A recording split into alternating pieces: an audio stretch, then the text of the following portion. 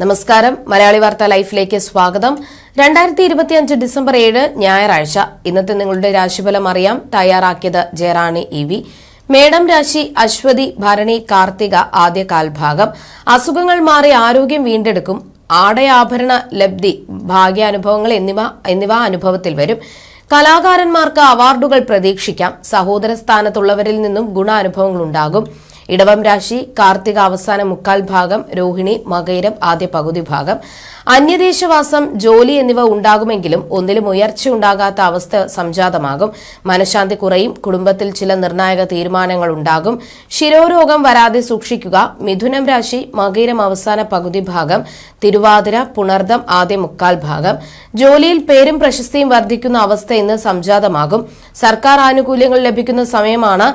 ബന്ധുജനപ്രീതി, മനസന്തോഷം, ധനനേട്ടം എന്നിവ പ്രതീക്ഷിക്കാം. കർക്കിടകം രാശി പുണർദം അവസാന കാൽഭാഗം, പൂയം ആയില്യം. വരവിനേക്കാൾ ചെലവ് വർദ്ധിക്കുന്ന സമയമാണ്. ചെലവ് നിയന്ത്രിക്കാൻ ബുദ്ധിമുട്ടും. രാഷ്ട്രീയക്കാർക്ക് അപവാദം, മാനഹാനി കേൾക്കേണ്ടി വരും. അഴിമതി, സ്ത്രീ വിഷയ ആരോപണം ഒക്കെ ഇന്ന് സൂക്ഷിക്കുക. ചിങ്ങം രാശി മകം പൂരം ഉത്രം ആദ്യ കാൽഭാഗം. ബന്ധുജന സമാഗമം, നല്ല സുഹൃത്തുക്കളെ കണ്ടുമുട്ടാനും അവരുമായി സമയം ചെലവഴിക്കുവാനും ഇന്ന് അവസരം ലഭിക്കും. ഭക്ഷണസുഖം, യാത്രാസുഖം എന്നിവ ഉണ്ടാകും. സന്തോഷകരമായ ഒരു ദിനം പ്രതീക്ഷിക്കാം. കന്നിരാശി ഉത്രം അവസാന മുക്കാൽ ഭാഗം, അത്തം ചിത്തിര ആദ്യ പകുതി ഭാഗം. വീട്ടിൽ മംഗളകർമ്മങ്ങൾക്ക് ഇന്ന് സാക്ഷ്യം വഹിക്കും. വിദ്യാർത്ഥികൾക്ക് പരീക്ഷകളിൽ ഉന്നത വിജയം നേടാൻ കഴിയും. വളരെ കാലമായി കാണാതിരുന്ന പ്രിയപ്പെട്ടവരെ കാണാനും അവരോടൊപ്പം സന്തോഷിക്കാനും അവസരം വന്നുചേരും. തുലാം രാശി ചിത്തിര അവസാന പകുതി ഭാഗം, ചോതി വിശാഖം ആദ്യ മുക്കാൽ ഭാഗം.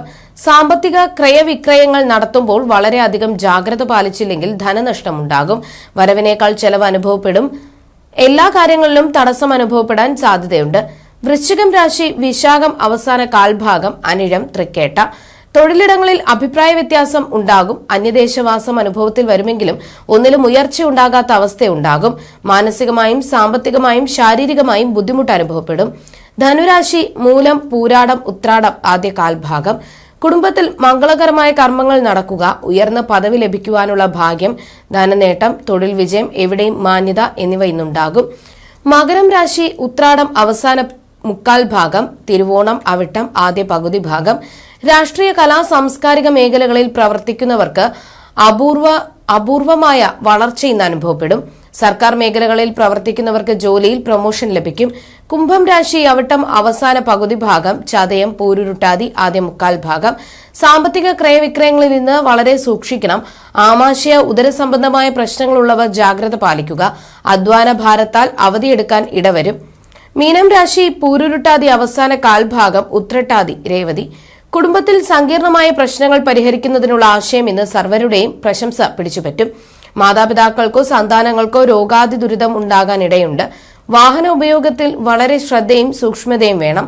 ജ്യോതിഷ സംബന്ധമായ നിങ്ങളുടെ സംശയങ്ങൾക്കും പരിഹാരങ്ങൾക്കും ജയറാണി EV 9746812212.